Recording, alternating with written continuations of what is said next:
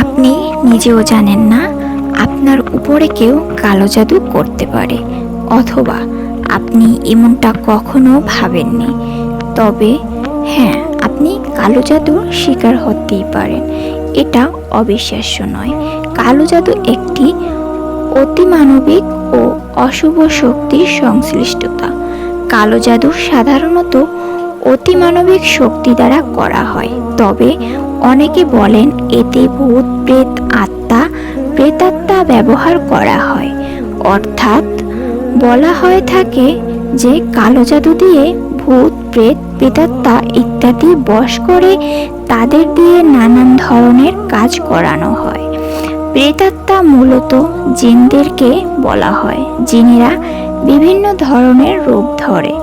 জিন দিয়েই এসব কাজ করানো হয়। অনেকে এগুলো বিশ্বাস করেন না, তবে যদি আপনার সাথে এমন কিছু ঘটে যেগুলো স্বাভাবিক নয়, তখন কি আপনি বিশ্বাস করবেন? তবে কারো উপর কালো জাদু করা হলে তাদের দেখে সহজে তা বোঝা যায় না, তবে জাদুটোনার শিকার হলে কিছু ঘটনা ঘটে। আজ সেই ঘটনাগুলো নিয়ে আমরা আলোচনা করব। আমাদের জীবনে অনেক সময় আচমকা নানান সমস্যা চলে আসে। অনেক সময় দেখা যায় যে কোনো কাজ পূর্ণ হতে না হতেই আটকে যাচ্ছে, আবার পারিবারিক কলহ লেগেই থাকছে। অনেক সময় হুট করে লোকসান হয়ে যাচ্ছে।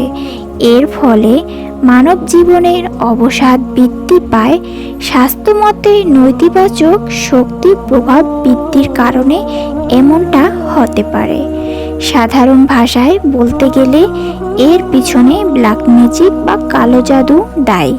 কিন্তু আপনার বা কারো উপর কালো জাদুর প্রভাব আছে কিনা তা সহজে বোঝা মুশকিল, কারণ এমন ছোট ছোট লক্ষণ দিতে পারে যা আমাদের সাধারণ মনে হতে পারে, ফলে আমরা সেগুলি উপেক্ষা করে যাই। কোনো কোনো ঘটনা বা লক্ষণ দেখলে বুঝবেন যে আপনার উপর কালো জাদু হয়েছে। জেনে নিন। হঠাৎ করে চেহারার রং পরিবর্তন হয়ে যাওয়া, এই ধরেন মাঝের মধ্যে কালো হয়ে যাচ্ছেন, আবার ফর্সা হয়ে যাচ্ছেন। আবার নামাজ রোজা ভালো না লাগা, অলসতায় নামাজ ছেড়ে দেয়া, ঘুমের মধ্যে হঠাৎ চমকে ওঠা, শরীরের ভিতর অশান্তি ও হঠাৎ শরীরের ভিতর ঝাঁকি দেওয়া। এমন অস্বাভাবিক কিছু লক্ষণ দেখলে অবশ্যই কোনো হুজুরের শরণাপন্ন হন, কারণ খারাপ শক্তির সাথে লড়াই করার জন্য কুরআনে অনেক রুকিয়া আছে। আজ ভিডিওটি এই পর্যন্ত। ভালো লাগলে ভালোবাসা দিয়ে পাশে থাকবেন।